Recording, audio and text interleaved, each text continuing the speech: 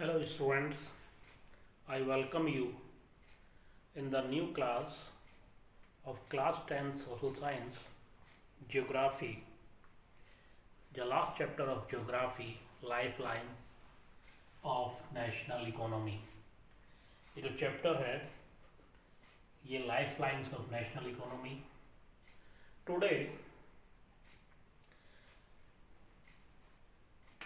For the development of the country, किसी भी देश के डेवलपमेंट के लिए बहुत ज़रूरी है कि उस देश में प्रोडक्शन ऑफ गुड्स हो, यानी कि इंडस्ट्रीज हों, और उस सामान को मूव करने के लिए एक जगह से दूसरी जगह पर ले जाने के लिए ट्रांसपोर्ट फैसिलिटीज हों। Production of goods and services and transport and communication. Transport and communication. Communication means internet, mobile, television, cinema, radio. These are the communication and transport. तो किसी भी देश की इकोनॉमी को डेवलप करने के लिए production of goods and services की ज़रूरत है, इंडस्ट्रीज़ की ज़रूरत है, और इंडस्ट्रीज़ में जो गुड्स प्रोड्यूस हुई उनको मार्केट तक और कंज्यूमर तक पहुंचाने की ज़रूरत है। Now, the world has been developed into a large village.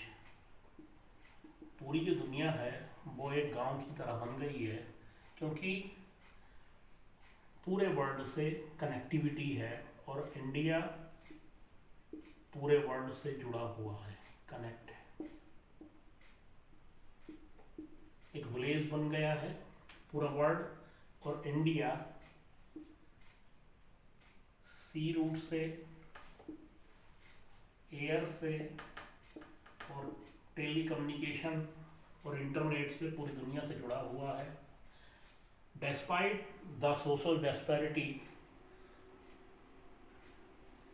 Social जो भी लिंग्विस्टिक और सोशल डिस्पैरिटीज़ हैं, उन सब के बावजूद इंडिया में इतना बड़ा कल्चर है, अलग लैंग्वेज हैं, कस्टम है, सोसाइटी है, उन सब के बावजूद India is a nation of whole. पूरा देश आपस में कनेक्टेड है, जुड़ा हुआ है।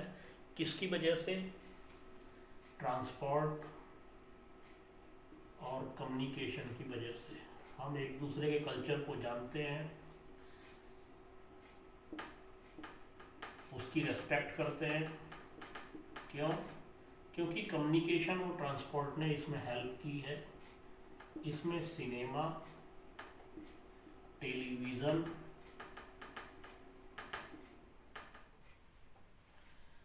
रेडियो, न्यूज़पेपर,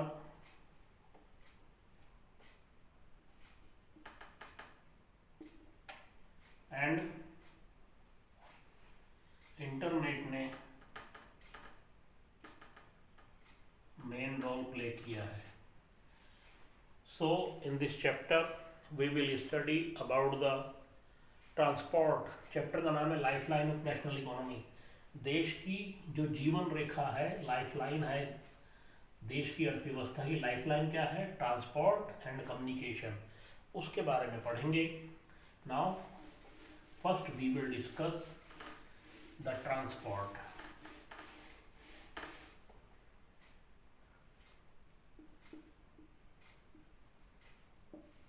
ट्रांसपोर्ट को 3 कैटेगरी में डिवाइड किया गया है: लैंड, वाटर, एयर। ट्रांसपोर्ट को 3 कैटेगरी में डिवाइड किया गया: land, water and air. Land में क्या आता है? Roads. Number 2 railways, 3 pipelines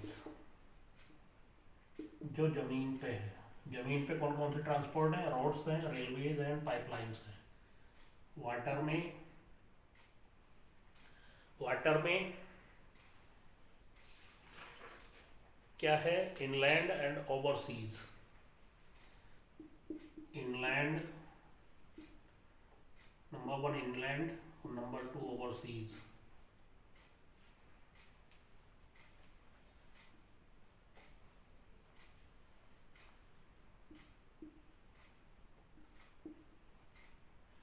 inland में क्या है? देश के अंदर वाटर ट्रांसपोर्ट, और ओवरसीज माने एक अपने देश से दूसरे देशों से कनेक्टिविटी। एंड एयरलाइंस में डोमेस्टिक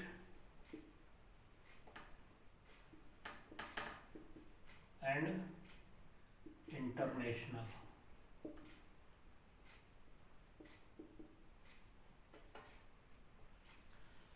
अब इसको समझिए। पहले लाइफलाइन, देश की अर्थव्यवस्था की जो जीवन रेखा है उसमें ट्रांसपोर्ट आता है।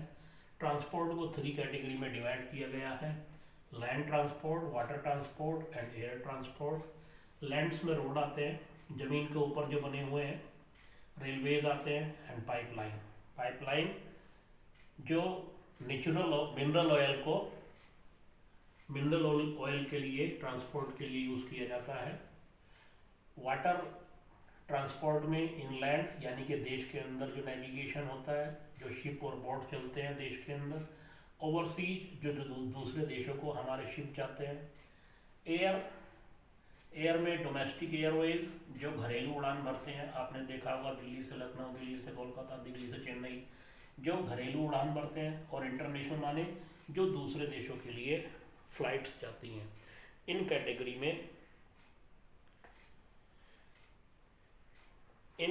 में इनको डिवाइड किया जाता है।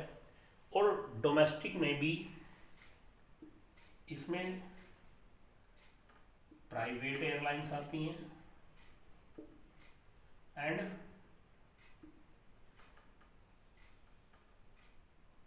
पब्लिक सेक्टर की प्राइवेट एंड पब्लिक सेक्टर आता है। प्राइवेट में जैसे पवन हंस, सहारा, और पब्लिक में इंडियन एयरलाइंस। ये एयरलाइंस हैं। इस तरीके से कैटेगराइज किया गया है। अब सबसे पहले पढ़ेंगे रोडवेज।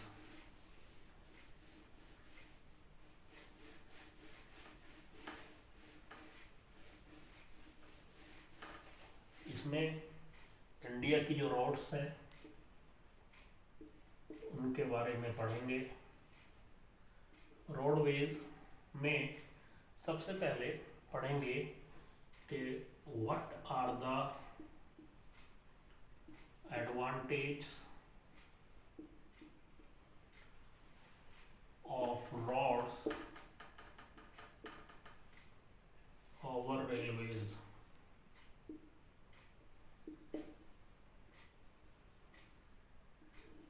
रोड के क्या एडवांटेज हैं रेलवेज के ऊपर, यानी कि रोड के किस तरीके से फ़ायदेमंद है, रेलवे से ज़्यादा उसके क्या क्या एडवांटेज हैं। पहला है construction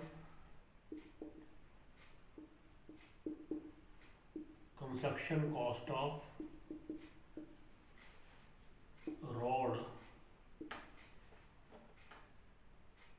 much less of railways. यानी कि रोड बनाने में बहुत कम खर्च आता है रेलवे लाइन बिछाने के कंपैरिजन में। यानी कि रोड सड़कें बनाने में कम पैसा खर्च होता है। और रोड जो है वो अंडुलेटिंग टोपोग्राफी पे भी बन जाती हैं। अंडुलेटिंग टोपोग्राफी,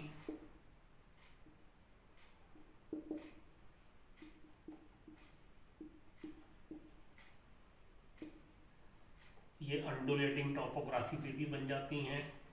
इसमें क्या होता है, अंडुलेटिंग टोपोग्राफी का मतलब जो ज़मीन ऊपर नीचे उबड़ खाबड़ होती है, लेकिन रेलवे लाइन नहीं बिछ सकती जो ऊंची नीची ज़मीन में रेलवे लाइन प्लेन्स पे ही बिछती है। Roads can negotiate higher gratitude of slopes such as mountains, और जो ऊंचाई वाली जगह हैं जैसे माउंटेन्स हैं, हिल्स हैं,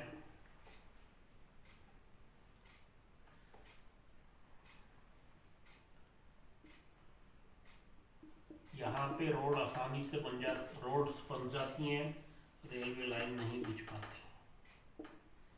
तीसरा नंबर 4 है road door to door service provide करवाती है। डोर टू डोर मतलब आपके घर तक, गांव तक रोड सर्विस प्रोवाइड करवाती है, आपके गांव तक, आपके घर तक रेलवे लाइन नहीं पहुंचती। और नेक्स्ट है कि रोड क्या करती है, feeder of modes of transport. इस बात को समझिएगा, फीडर रोड क्या है, फीडर है अदर मोड्स ऑफ ट्रांसपोर्ट के लिए, फीडर का काम करता है अदर मोड्स ऑफ ट्रांसपोर्ट। इसका मतलब क्या है कि हम रेलवे लाइन तक रेलवे प्लेटफॉर्म जाना है, हमें ट्रैवल करना है,